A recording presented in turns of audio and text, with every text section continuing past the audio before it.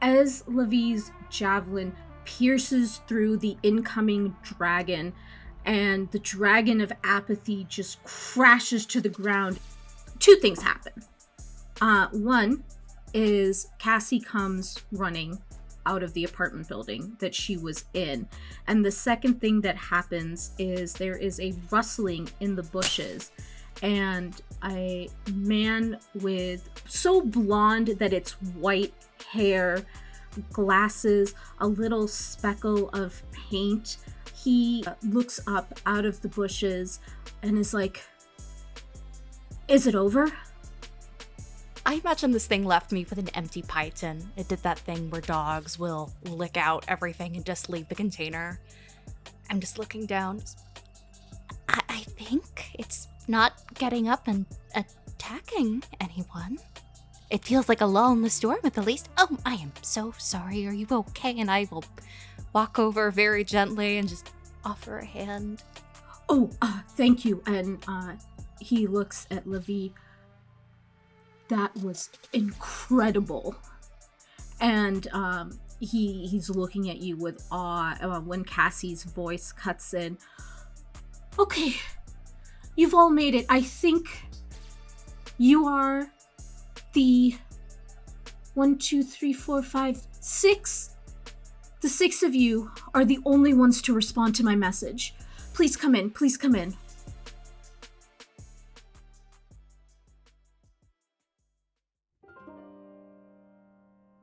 You get up to the 3rd floor, the elevator doors open, and Cassie rushes you into a small apartment, modestly furnished. There is a feeling of warmth and a desire for everyone's voice to be heard. Would you all like to make introductions? I'm Cassie. I'm Cassie Lopez, and I am the demigod of democratic outreach. There's a big book in Thane's hand, and Thane knows that there are many passages in that book where it's important for one not to be too eager, not to jump first and jump ahead of others, to be selfless with your time. But there's also conflicting information, because when time is of the essence and there's an urgency, someone must take control. So he's going to attempt to split the middle and kind of raise his hand, his left hand, the one not holding the book. And he says, if it's okay with everyone, I can go first. I'm Thane Fontaine, and maybe you've seen me on social media. I'm not sure what I'm the demigod of, but I know I am one, and I'm trying to do my best. And I open to a page in the book that's just all about the most moral forms of government, and just kind of starts reading a few passages and looks at me and was like, I know there isn't a perfect way to do this because of how flawed people are, but it seems the best bet is to invest in people. So when I heard that Cassie was in trouble, I thought I should come. That's so noble of you, dude. Oh, I'm just trying to do what's right, that's all. No, but you did this for good reasons, and that's sick. Exactly. No paycheck or anything. Yeah. Right. Yeah, exactly. Yes. Yeah. You get it. What's up, y'all? My name's Opportunity, demigod of opportunity. I saw an ad and thought this would be fun, so was Interesting way to introduce yourself in this very serious situation, but thank you so much for coming, Opportunity. Yeah, to be honest, I had no fucking idea what I was getting. I showed up here on a bus and y'all were fighting shit, and that was pretty fucking crazy. But no, this seems like it'll be fun. So I'm here to vibe. There's a look on Thane's face where he starts to ask if fun is a legitimate reason to help. I think Yarrow is going to sense that and just very gently put a hand on his arm and just, well, hi everyone, I'm Yarrow Mitchell. I came out quite a ways from here. I took a train. I did have snacks for everyone, but, well, that Hydra outside ate it, but I could probably whip something up for us all later. Demigod of comfort boots. By the way, it's a pleasure to meet all of you, and this is Sana Yazzie. Don't worry, she's got her vaccinations. She's not rabid at all. She's just entitled.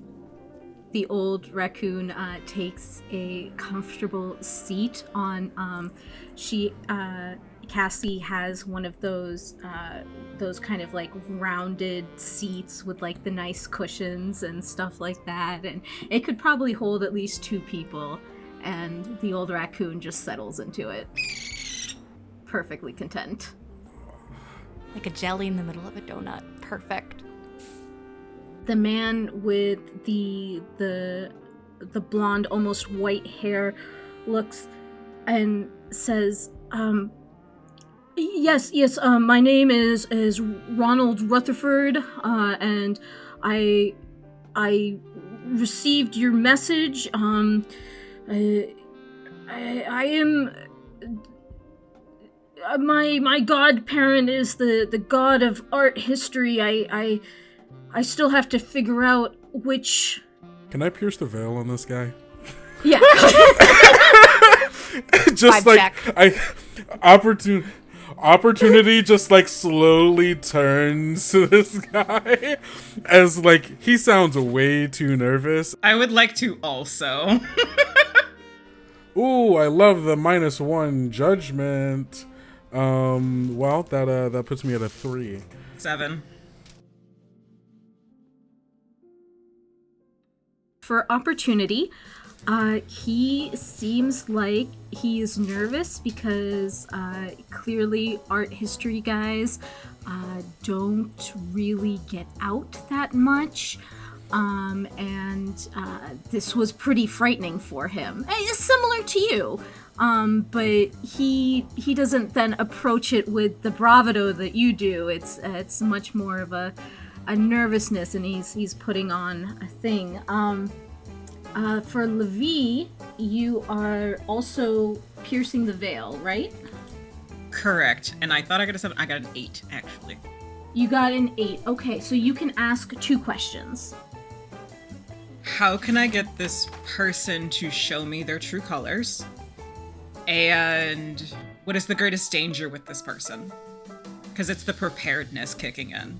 You know, as someone who is prepared and who is tactical, because the warrior is tactical, you know that with very tactical questions, you can kind of tease out, really for all of them, what their real purpose here is. And so by asking questions and watching carefully, you can tease out what their true intentions are. And the greatest danger with this person is the same greatest danger with all of you, which is that you're demigods. Each of you has enormous power and are able to affect the weave of the world. He doesn't seem to have lost any of his mortality yet. So he's probably not that strong. He's, you recently lost, a third of your mortality, and you can feel like it's almost like a chain has come loose. You are stronger, you're a little bit further away from the mortal plane. He doesn't have that yet. But all demigods are capable of good or evil. I think as Ronald is finishing, Lavie is posted up by the door. Like, wherever we are in, like, where Cassie has brought us into, like, her abode, Lavie is in a doorway. Lavie is near the exit. Lavie is basically, like, not back turned, but let's say if we're in basically a living room. if there is a doorway, Lavie is like one shoulder on the door, but back not turned towards the door. And it's that position of, if something were to come through that door, it's going to have to go through Lavie first. It's taking that almost like guarding stance, but also just watching and absent-mindedly, like as Ronald is showing these signs of being nervous, Lavie finds like a little bit of a touch of like, there's something going on with you. I'm going to just agitate this and see what happens. As Lavie is pretty much like wiping the blood from these creatures that was on the sword, like onto like the sleeve of their shirt, absent-mindedly, and then just flicks and swings like the sword around, and then puts it to where it's the tip of it is resting on the side of their boot. And anyone who had seen Lavie before the fight, Lavie is pretty unassuming. Like, Lavie's fairly tall, and like there's masculinity and femininity and something in between in the way that Lavie presents themselves. But in this moment, it's like there's a almost energy that is kind of is pulsing out, where it does kind of feel like you can hear the slightest hint of a heartbeat whenever Lavie makes a movement, but it's that quickening of a heartbeat. It's that moment before the adrenaline hits, because it is only a moment before adrenaline will literally hit you if you make the wrong move. Wow, you're just really just a nervous little guy, aren't you?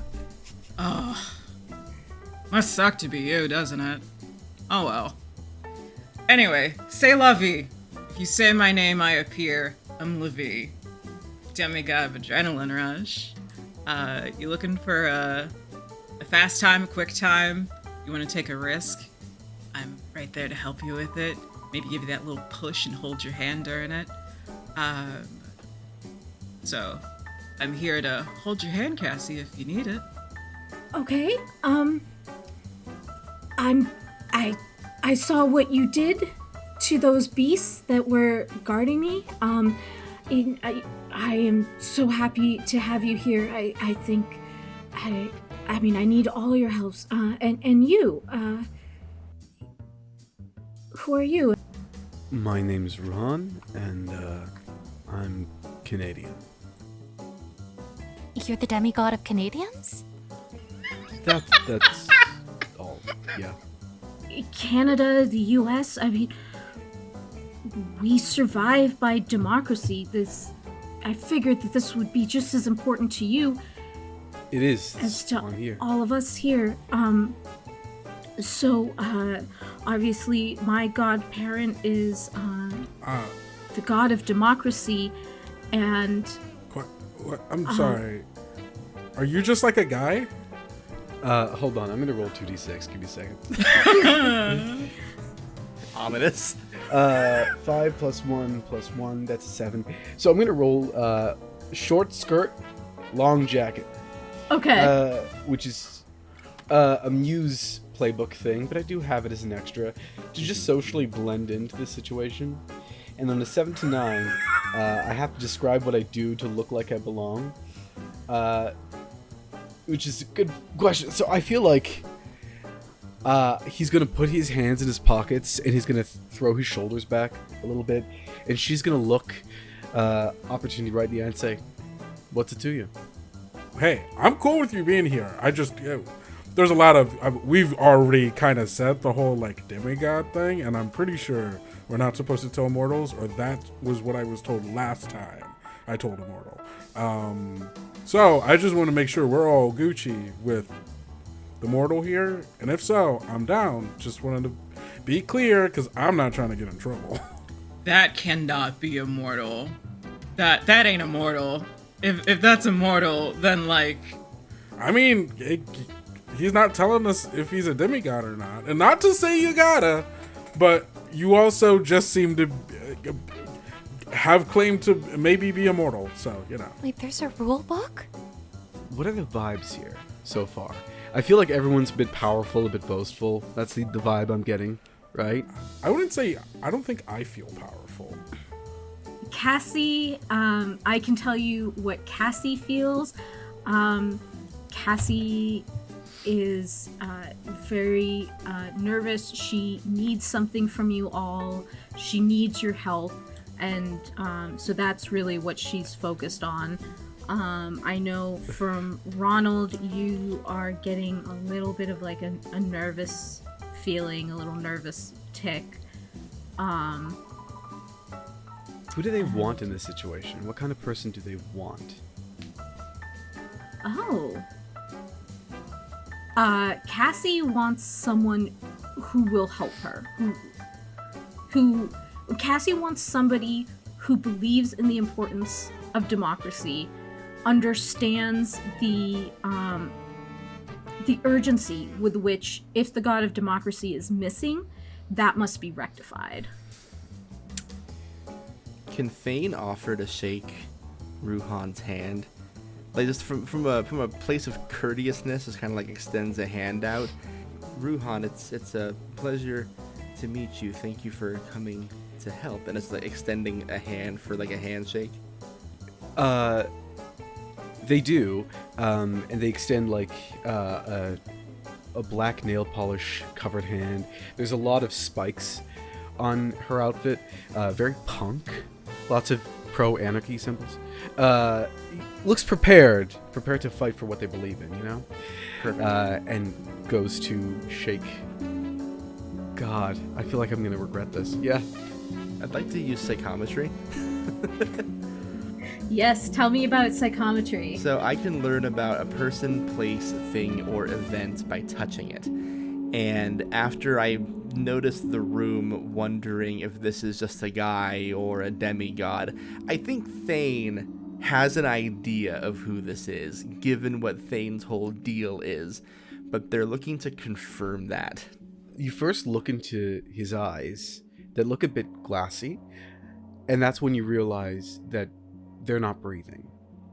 This figure in front of you. The skin has a green tinge to it, and as you look further, you just see them. Not this person in front of you. You see a decomposing corpse, dressed in the wrong clothes, but you can tell the same person on the bottom of the cave where he suffocated to death on poisonous fumes. There's a fear in Thane's eyes, and he's trying so hard not to let go of this handshake rudely. Like, every instinct is to want to jerk the hand away like you just touched something gross at the bottom of the sink. But they don't want to be rude to another person. So they let go of your hand normally, kind of put their hand in their pocket, and he says, I thought so. That's why I don't tell people. Yeah. They always tend to freak out.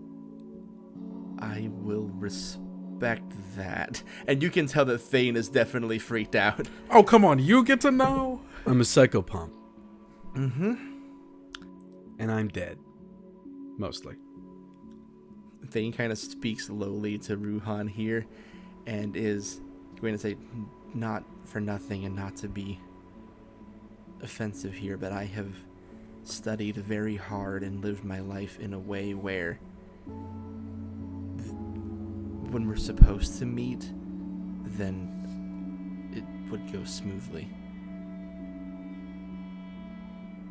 It always goes smoothly. And he just kind of turns around, very much so like grappling with the idea of what you stand for, and just kind of just gets really awkward and quiet in this group now.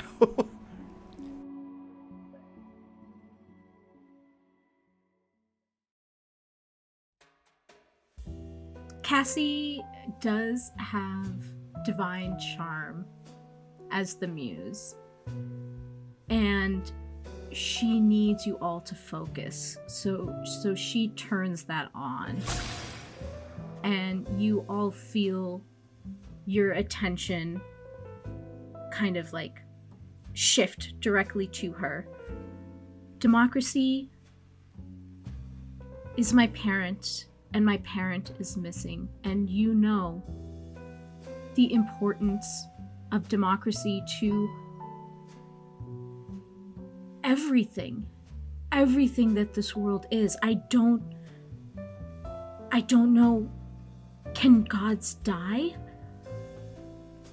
I don't know where democracy is. And as a result, my powers are waning. I only have so much. And will you all help me? Do you know when this started?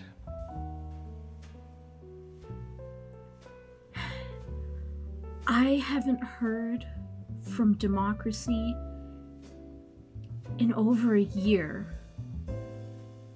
And at first I thought they were just busy. And then midterms rolled around and democracy always, checks in with me to make sure that I'm feeling successful in my ability to make sure that everybody has the power to vote. And that didn't happen. And things have been happening. I don't know if you've been paying attention to the news. Things have been happening that I don't think democracy would let go silently. Yarrow, incredibly intimidated by the sheer power in this room and just thinking, well, I can just summon muffins with a snap of my fingers, nods along to Cassie because Lord knows that she has heard plenty of awful things on the news while she bakes and isolates and has seen that. In this moment of tenseness, in this sheer, the discomfort of realizing, oh, this country is succumbing to something awful and the concept of democracy herself has vanished. As a demigod of comfort food, what do? Make sure that everyone has something to eat and think about that isn't awful. You're just, Cassie, would you mind if I used your kitchen for just a moment? Does everyone have any dietary restrictions? I could whip something up real quick. Pie, Hydra, eaten, anything. Cassie gives you, the sweetest nod that says, yes, please, go ahead. You are such a dear. Thank you. Come on, Sunny. Let's get to work. I am craving donuts. Does anyone have a particular favorite? Muffins, maybe some other kind of pastry. Apple filling. Apple fritters, gotcha. Any dietary restrictions? None. I'll have what everyone's having. Take a risk. No. I now want you to take a risk, but I will get back to you later, book boy. Not sure how I feel about that. Yarrow was your name, right? Yeah, Yarrow Mitchell. It's a pleasure to meet you. Say Lavie. Lavie? Yes, Lavie. Say Lavie, and I'll be there. Take a risk. Do something exciting. You must have a recipe or something that you've been wanting to whip up that will be perfectly in tune with whatever you got going on. You and your little friend. I believe in you, and you're gonna do great. God. Her heart's pumping, but it's not adrenaline. Just nodding, And I am going to use regrowth, 2d6 plus my weird, and I am going to, so have your favorite pastry prepared, but it's going to be some Dene Mexican fusion, so lots of cinnamon, lots of herbs. That is a 10 plus my weird, which is 2, 12 total. So that is a 12, and you have Vital Aura, so you heal 1 additional, including the 4 harm that you heal, and you can go ahead and distribute it amongst the people present as you wish. I think the moment you see Yarrow kind of waddle into the kitchen very nervously, turns around to delicious smells of cinnamon and yanaba tea and just every comforting smell from your childhood when a parent was at the stove cooking comes, and she turns around. She suddenly has green oven mitts on, and there's a plate full of pastries. All right, everyone, here, have some. Eat up. Really, you look like you need it. Hell yeah. Opportunity immediately just starts chowing down. I'm also going to take a look around this place. I want to get a vibe for Cassie. Are there any pictures of any, like, pictures of herself, pictures of her and her mom?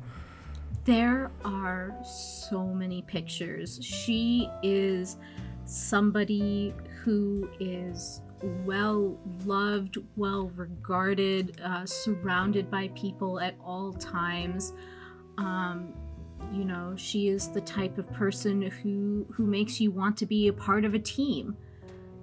And she is the type of person who can fascinate anybody who's looking. So you see so many pictures. She's also someone who appreciates mortal kind. You would guess that she is not the type of person who would use her ascendance move. She is not the type of person who wants to lose connection with her mortality. Damn, Cassie. All right. Fucking getting your democracy on. I say as I'm just fully just going through her house, picking up her pictures, looking through them with a mouthful of apple fritter. Yes. Speaking of, do any of you have any ideas? You got a whiteboard? You got giant piece of paper and some Sharpies? You got a picture of your mom so we know who we're looking for? That's true. First 24 hours after someone goes missing, you want to have that face memorized. And we're already 365 times 24 hours down. This one's gonna be hard. Do I have a picture of democracy? Yeah, she's your, like, mom, right? Democracy is my parent, yes. Cassie opens a drawer and pulls out a painting. What do each of you see when you look at the painting of democracy?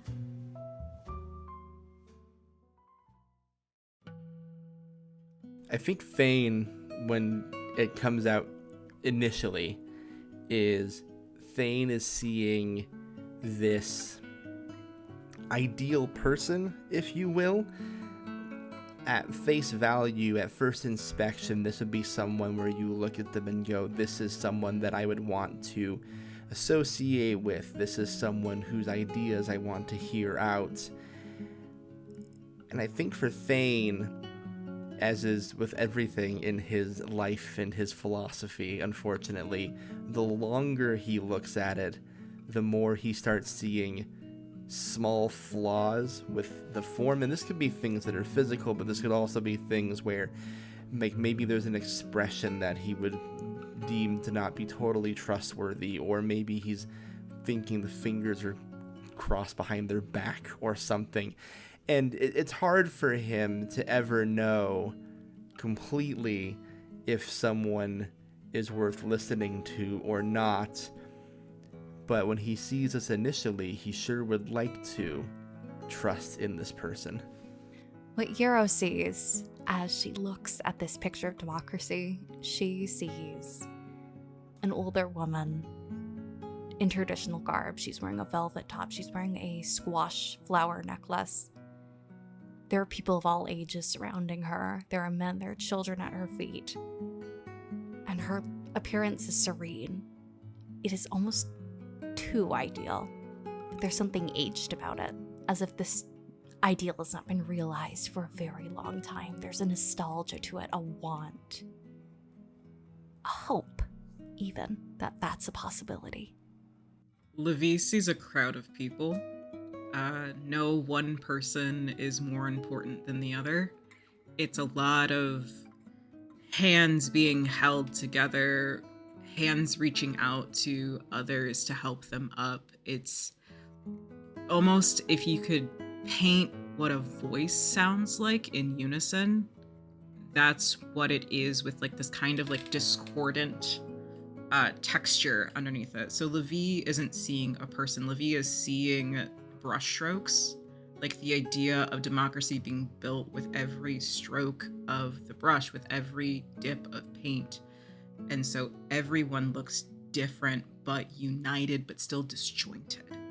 And there's this almost motif that lingers in it of like a blindfold being taken off. It's almost this thing of a scale being like trying to find balance, of a torch that is flickering and seems to be dimming. It's all of the things that Lavie grew up with, still in mortality, about what democracy was supposed to be. It's like almost a silhouette of the Statue of Liberty and Lady Justice holding hands together, but they can't quite reach each other. But there's still this feeling of every single body in this piece is supposed to be united. They are supposed to speak as one, but still together, but still, even if they speak differently or even if they sound different, they're still a person. They still have a voice in this. And Lavie blinks, and it's kind of that same thing of anyone who's near Lavie, like, can kind of feel that staccato and heartbeat again. It's not your heart skipping a beat, but it's your heart realizing that it needs to be in tune with something, and it's trying to find that tune. And in trying to be prepared to be able to recognize democracy, Lavie is staring intently, but still with a split focus of, I need to be aware of my surroundings, but I want to know what democracy looks like. But it's a big picture, and Lavie is trying to memorize it in this moment. Not really a person. In fact, it's people.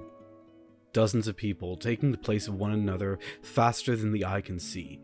Each of them raising their hand, giving a speech out in the House of Commons, switching between people to the next person, not just in the House of Commons, but in fields, in front of podiums, around a fire, throughout history. All of them looking different. All of them different ages, different ethnicities, different hair types, different genders, different backgrounds. Just everyone being able to speak up and share a voice. Opportunity sees a black and white photo of a stick figure. To Opportunity, democracy is no different than anything else. It is but a tool that you use to move forward. So when Opportunity sees it, Opportunity goes, well, that doesn't help at all. That's actually a bad picture, I would say. That's your picture of your parent? You drew that? It's more like, a god. Beyond just simple descriptors. I don't know if we're all seeing the same thing. We're definitely not. You're probably not. Okay. Because... gods rarely come in one form. That's fair. That's fair. All right, Gender's ambiguous. I don't need that anymore. Give me a demigod. Survive death. I'm good. I don't need gender. Gender's kind of bullshit. I mean, I'm not saying it. I know it is, but I'm more like, I thought you were making a double and... never mind. Oh, a double entendre? I can make one if you'd like. That's all right. All right. So about that whiteboard. Battle plans. Yes. Every planner has one, and she pulls one out. Fantastic. I'm gonna borrow this. You got a dry erase marker? You got an expo or right a there. Sharpie?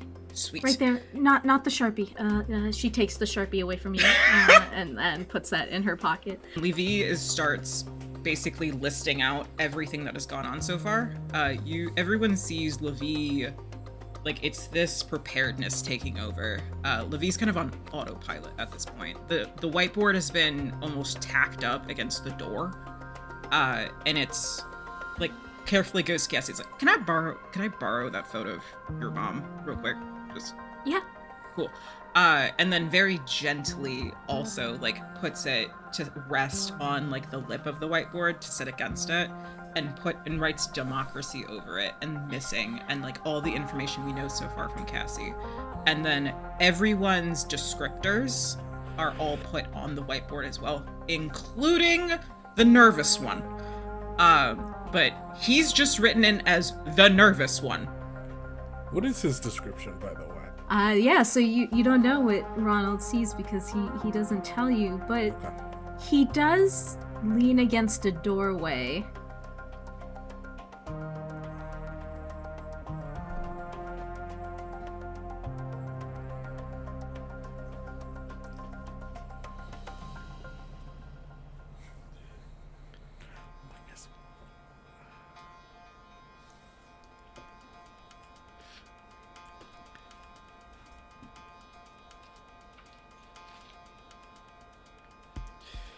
Well, it's not like you want us to find her, right?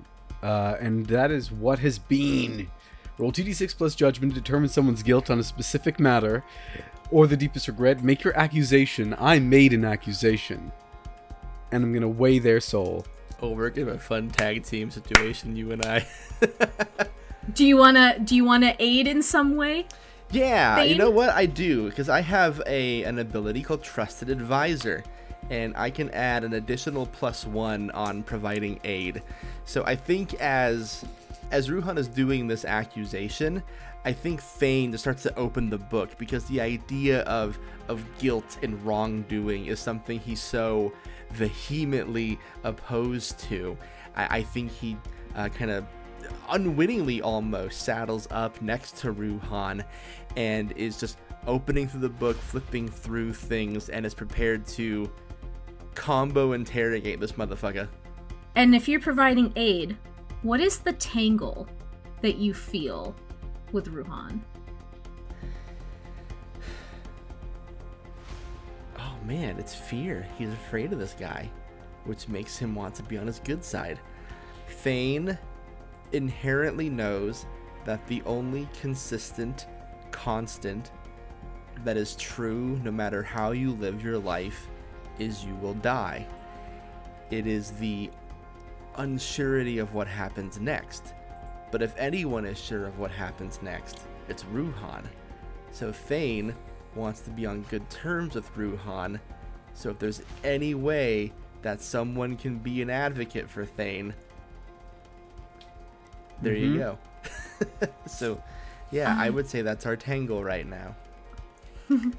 And Ruhan, you actually get +2 because you are given an additional +1 by the providing aid through idea or insight. So that is very good, because I only rolled enough for an 8, but with that +2 it does turn into a 10. On a 10 plus, quote, you know if they are guilty of the accusation made.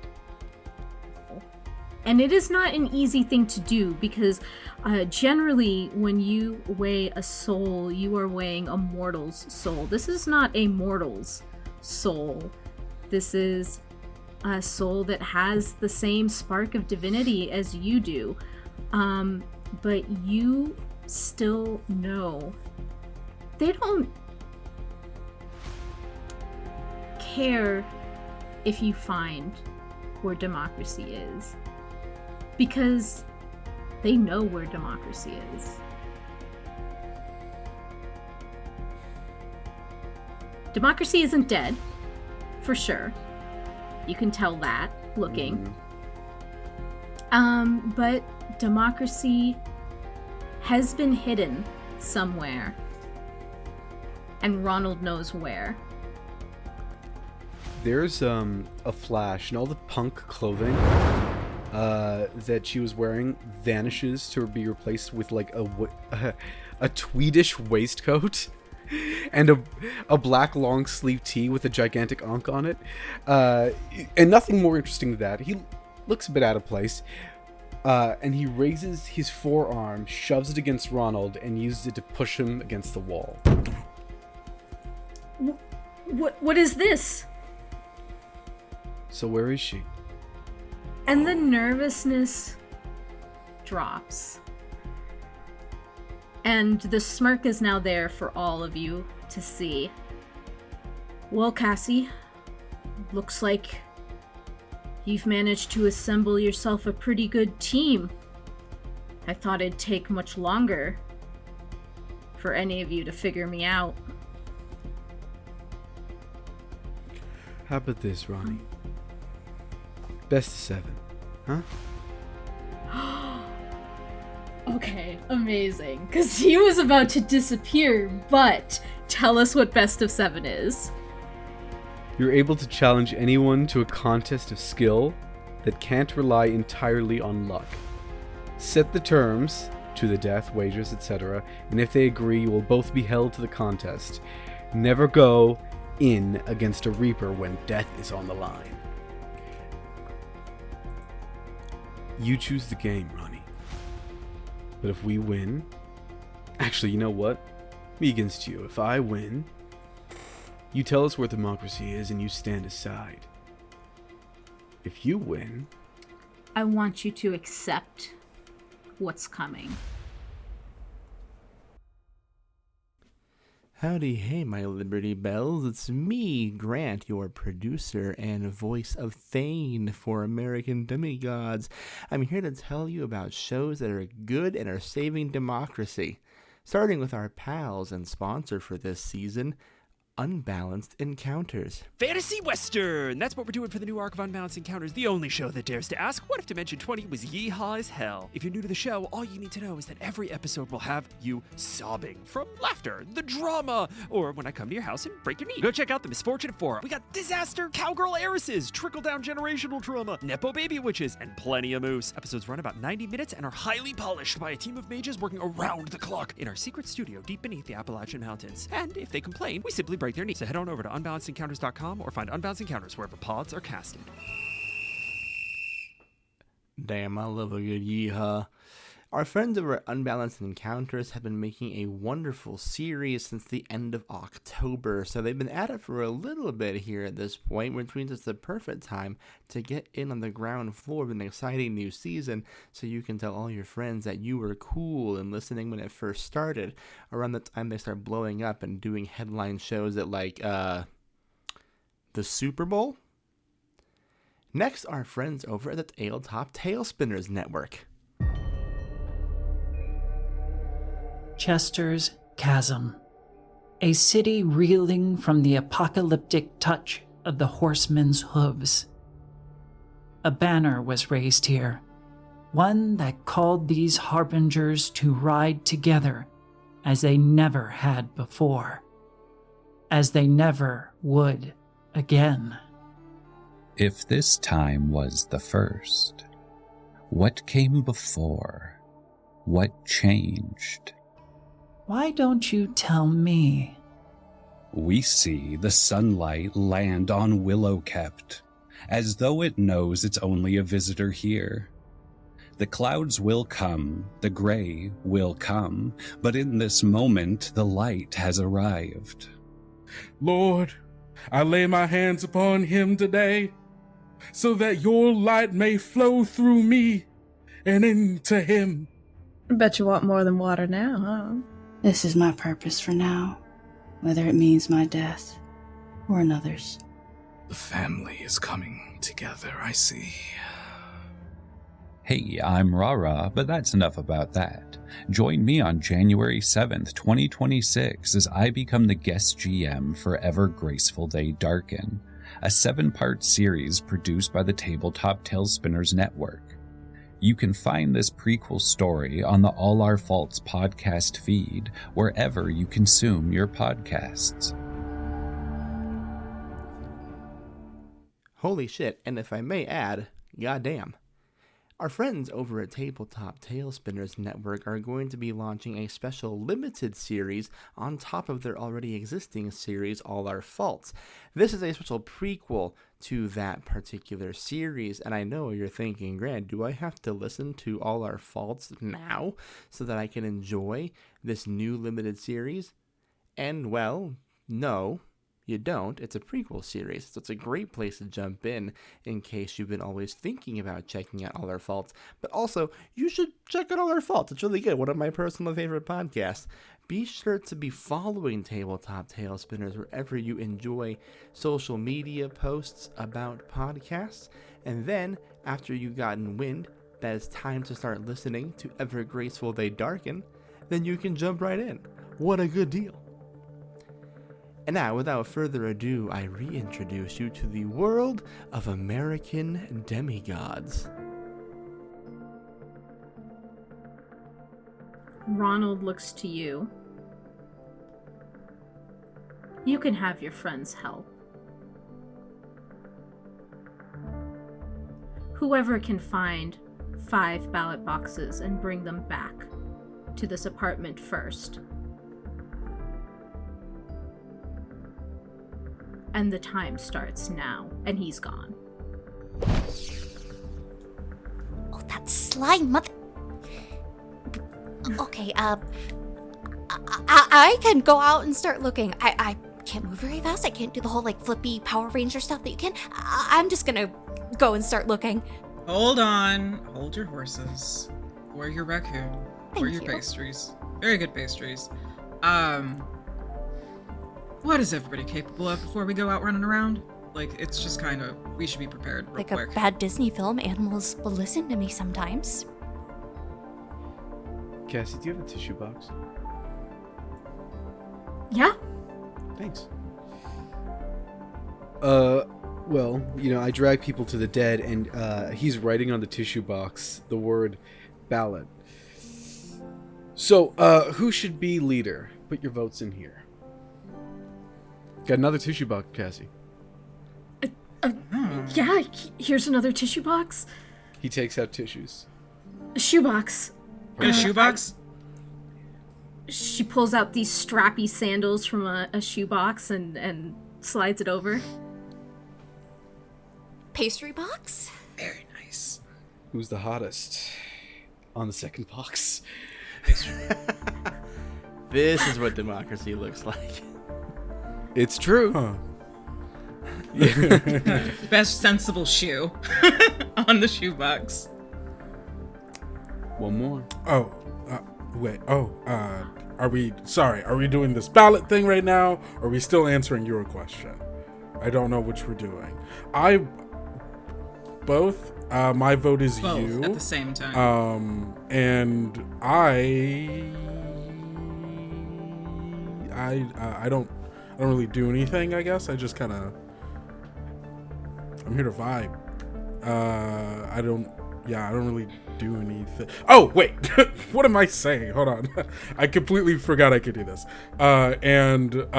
Is going to, I think is going to, like, spin around, and by the time they finish the 360, they are going to look like, I look like Thane, full, like, clothes and all. I'm just all of a sudden a white blonde man.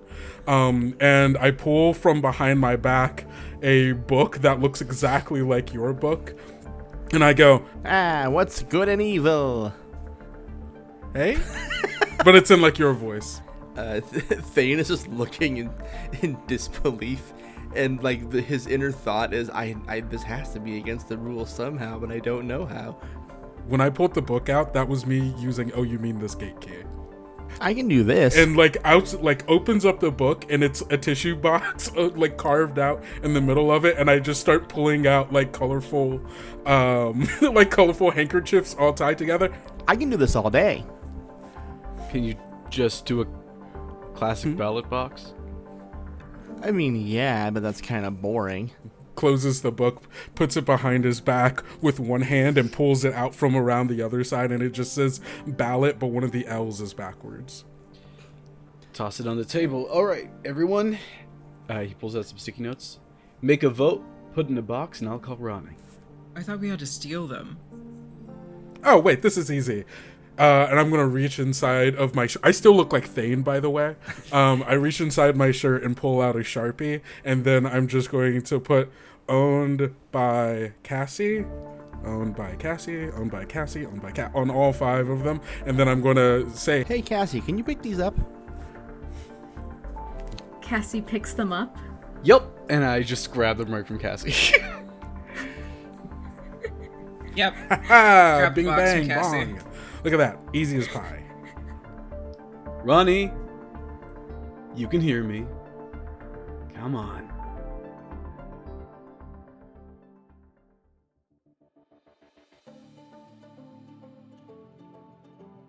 You call Ronald. You look over, and there is a stopwatch that has been going on since he said go. And as you say done, it stops. And then there is a doorbell, and Ronnie is outside. Sorry that took so long. I don't know if this matches the rules. Would you like to cast a vote? You didn't really specify that it had to be like an official ballot box. And really, definitionally, any kind of ballot box, it's just a box you put ballots in. Did you want us to go high school to high school and see who's going to be prom king? Did you want to vote on what's the best sugar alternative?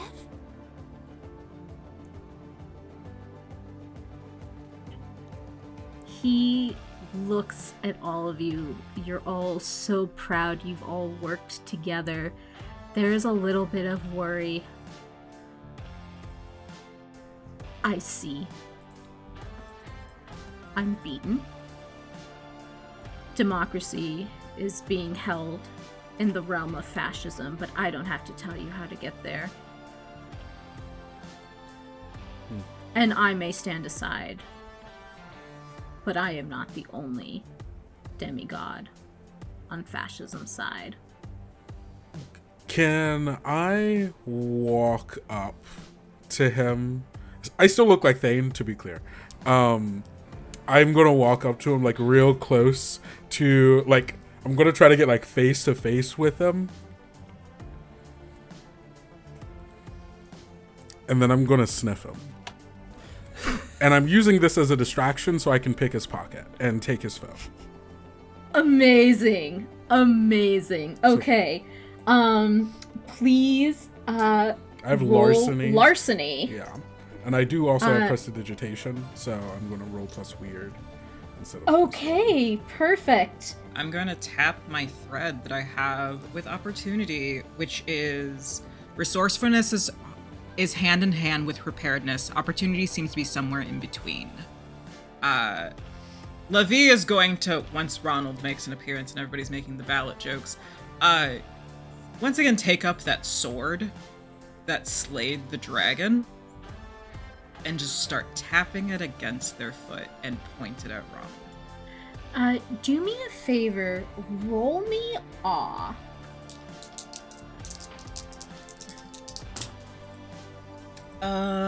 Double force plus 1 is a 9. Okay. Awesome. That is a +1 to your 2d6 plus weird. Oh, amazing. Cool. That's great, actually, because I rolled a 6, so that makes it a 7. I'm going to get really close to him while he's being threatened by Lavie. And while looking like Thane, I'm going to get like nose to nose with him and just... You smell scared. What is the complication? Let's go with... It takes longer than it should.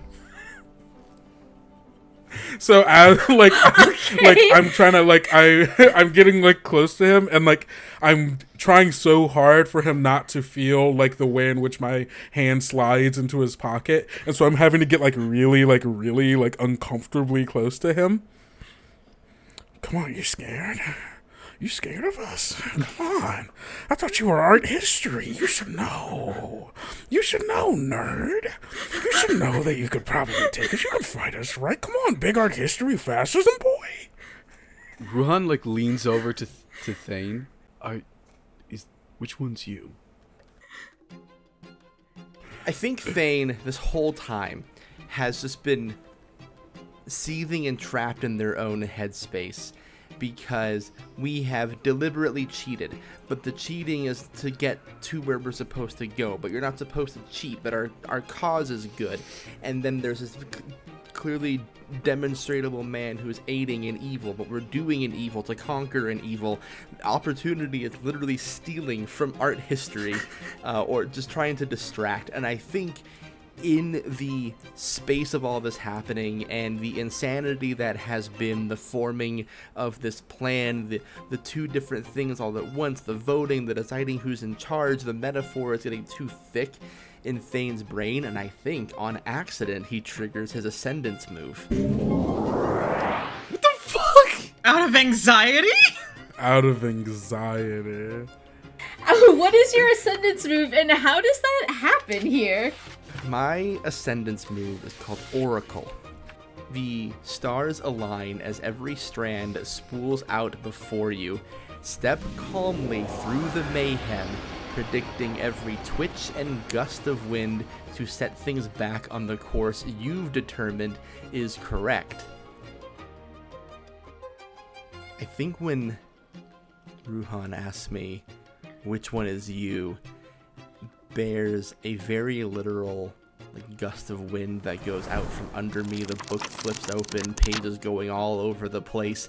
I'm full Oracle mode. I've got storm eyes right now. I've got white eyes, hair standing up a little bit, as much as I can. It's a conservative haircut, but you know, it's like when a kid in 8th grade finally discovers hair gel and spikes his hair. He is walking slowly up towards opportunity and art history. The ballot boxes are kind of flying everywhere. And to set the course back on track, Thane looks at Ronald and says, "This has happened before.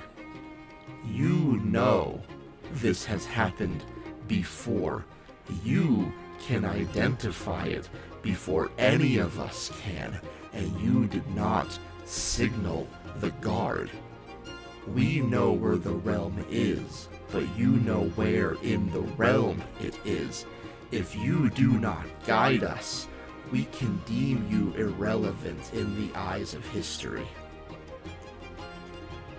Perhaps democracy already has deemed you irrelevant, and that is why you now seek solace in wrong.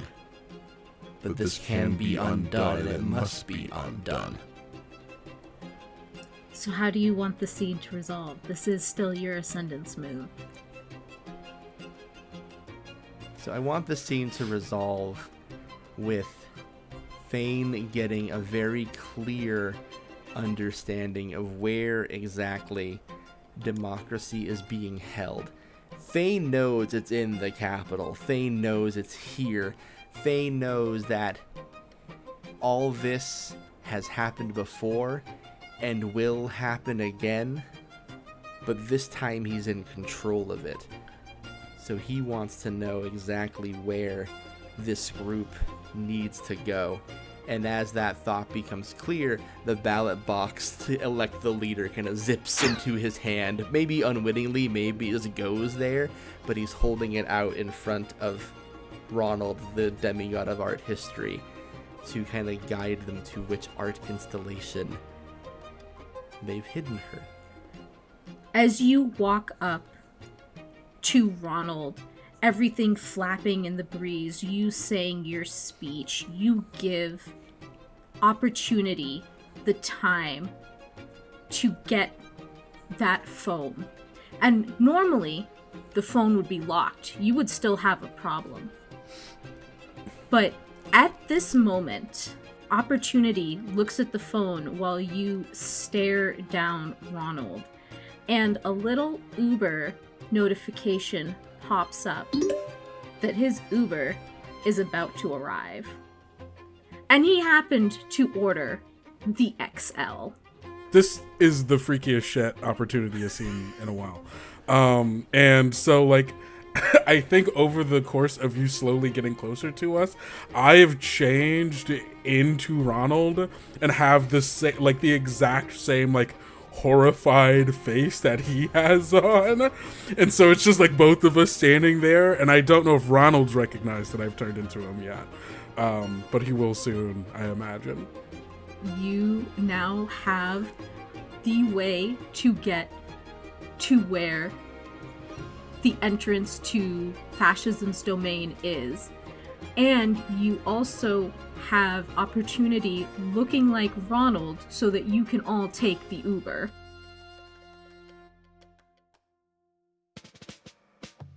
So we should do something with this guy, right? Like we should like tie him up or something. might have a solution for that. So there's this lovely thing that the Verdant can do called For the Swarm. I can summon and command a swarm of insects, rats, spiders, or small birds. They can inflict harm, but their usefulness lies elsewhere. Okay. I'm basically going to hire, in this case, a raccoon security guard gang to keep him in this apartment and keep him escaping from all means. I think this entire time, as these terrible godly things are occurring, and Yarrow is just, oh my god, I thought he was just a nervous little thing. No, I was actually shaking Fascism's hand. And Yazzie just looks at her. Sunny Yazzie. She just goes, nods her head.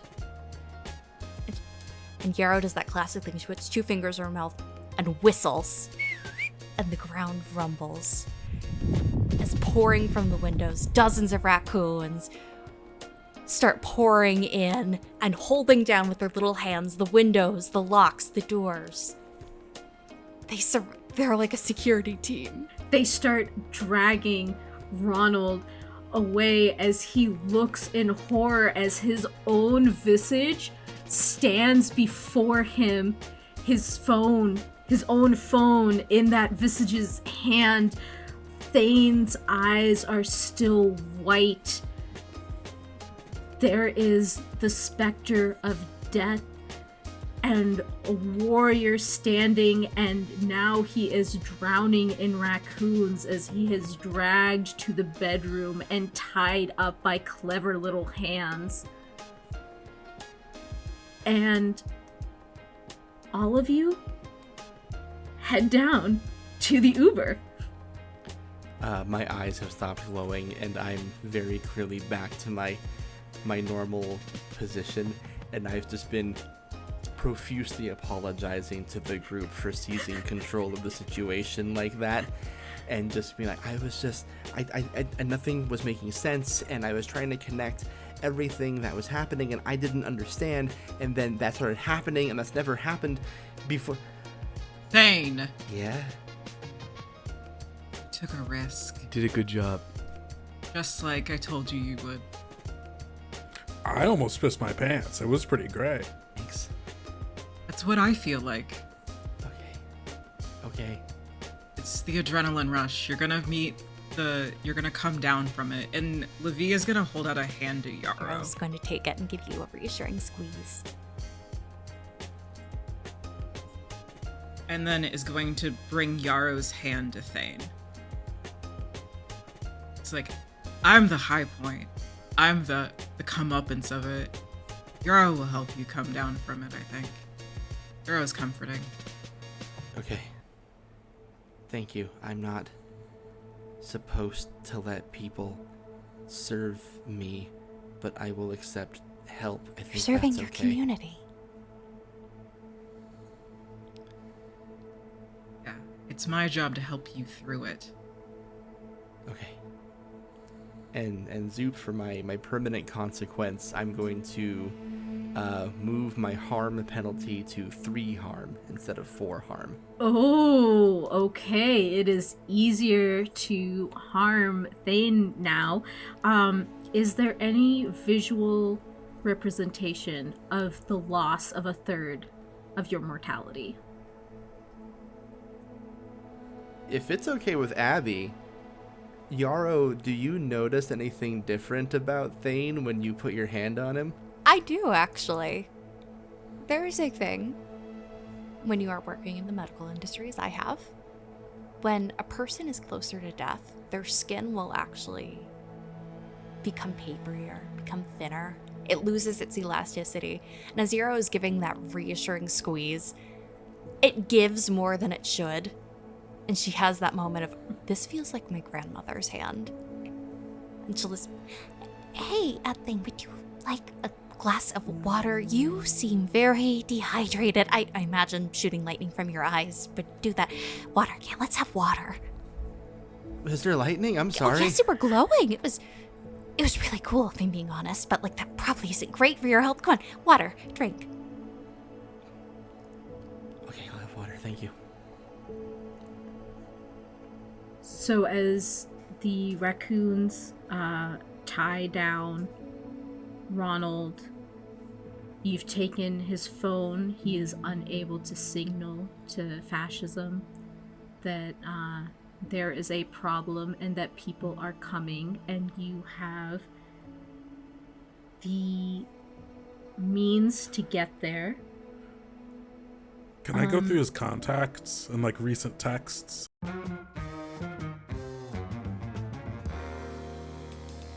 Can I be #blessed and he be stupid and have face recognition on his phone to unlock? I mean, think about it. His art history. Of course he's going to partake of his own image. Of course he would.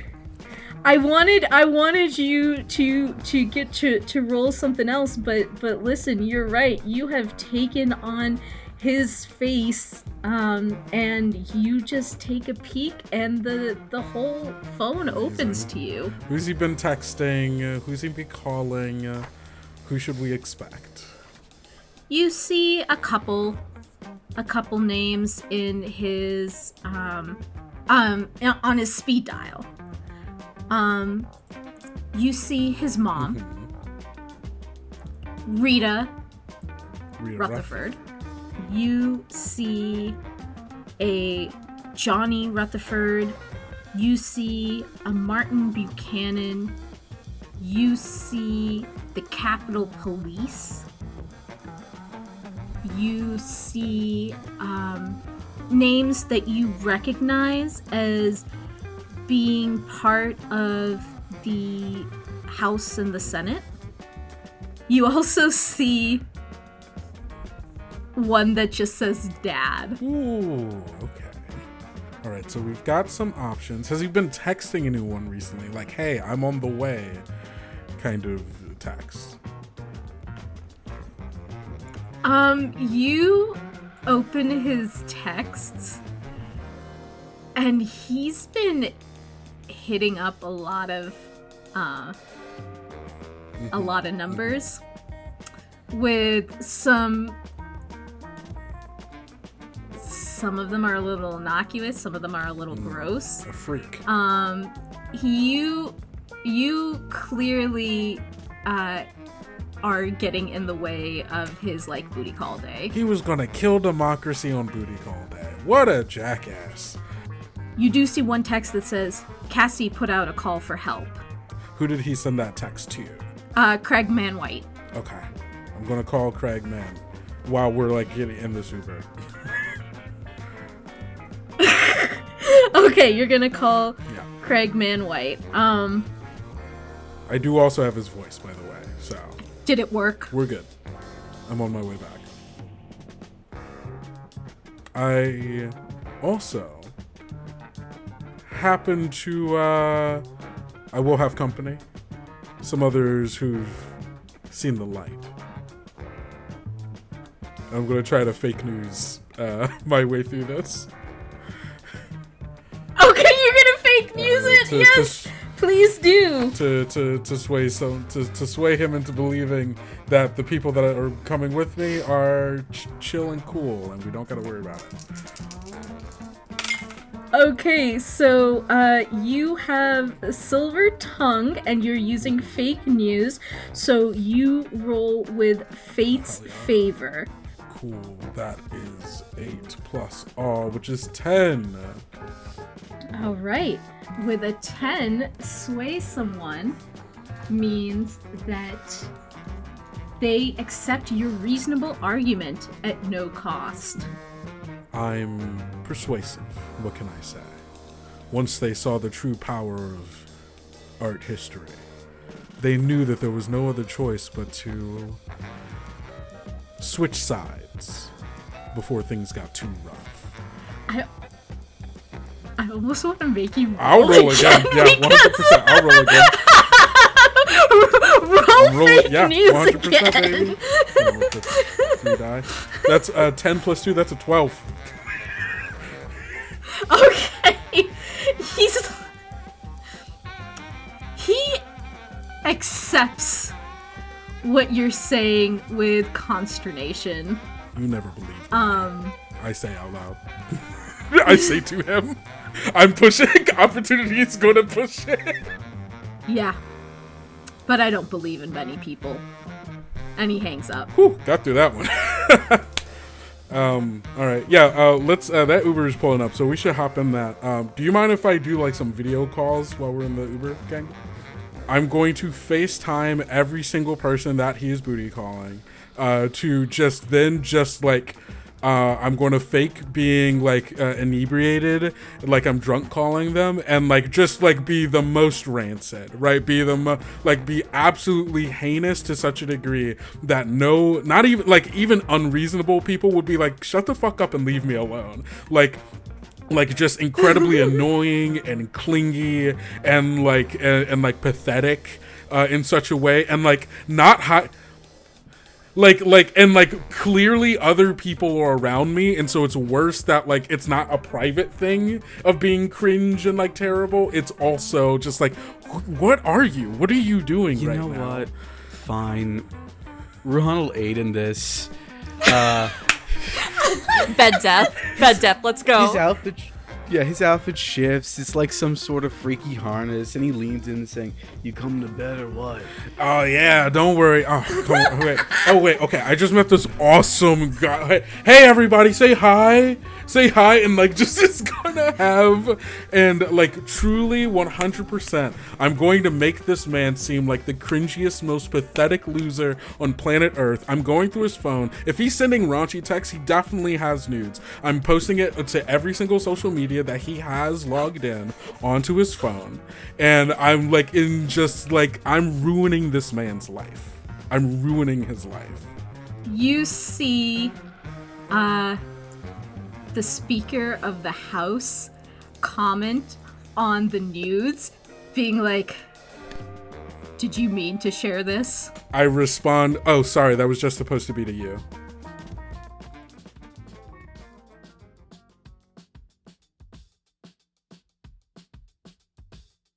This Uber takes turns through the streets.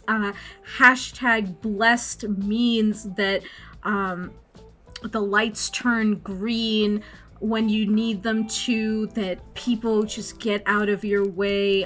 For some reason, the people who are walking, the pedestrians, know to stop and let the car go. There is a parking spot right outside the World War II memorial. Whenever we are getting out of the car, Lavie is going to basically snap and point at Ruhan and say, it's like, so do you like being up close and personal whenever you fight, or you prefer to be far away? I mean, I don't really get hurt, so up and close personal is the way to go. Fantastic. I have a gift for you. And I'm going to sacrifice my gift of my melee weapon by giving it to Ruhan. Beautiful. And I am going to basically, it's this moment of like the sword is taken off of like a belt that appears out of nowhere.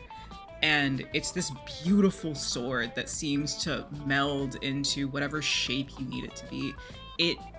And as Lavie is holding it out to you, they are going to offer a hand to you and say, it's like, do you want to take this risk with me?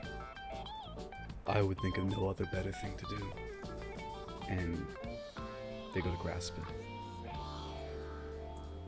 What does the sword turn into whenever you take the gift from another demigod?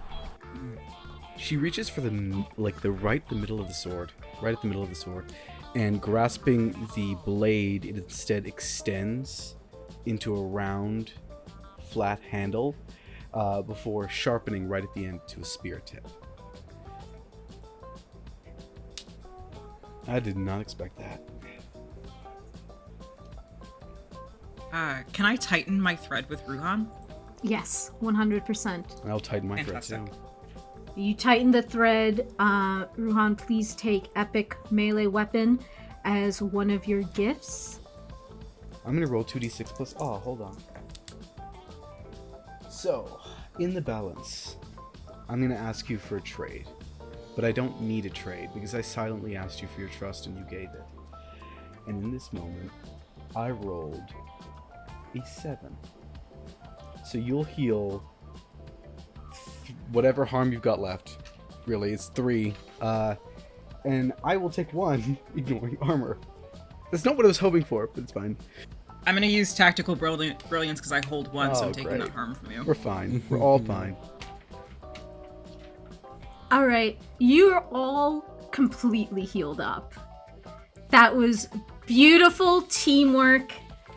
All of this team building occurs as the Rivian swerves through the streets of DC towards the World War II monument, a disgusting looking thing that looks weirdly like a football stadium.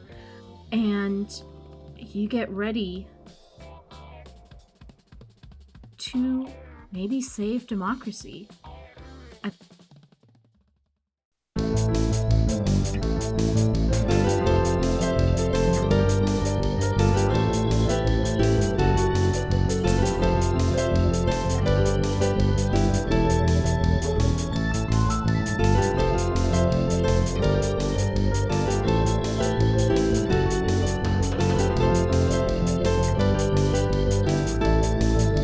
Look at my character art and see what I can change without needing to art. Hey, it's changing in the 3rd episode. That's fine. Go crazy. Go crazy, go stupid. God, that art. Me is so good. That Me art. is so good. So good. damn. Wait, I have not seen the art yet. Oh, you're not in the art chat because it was secret. That's right. Why did I do Zoup. Zoup. You should seize the art. I don't know. Everyone's attractive, and apparently it makes Abby gayer. With every passing person, we just make... I'm a 7 on the Kinsey scale. There's some incredibly hot people, and then there's this sweet poor boy that is The sweet poor boy.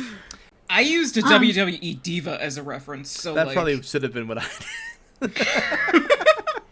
You might know us as FOMOCon, but we're back, better than ever. Live games, panels, and more. All run by you, the TTRPG community. 3 days of fun, all from the comfort of your home. Convention Zero, the free virtual TTRPG convention, November 21st through the 23rd. Learn more at conventionzero.carrd.co.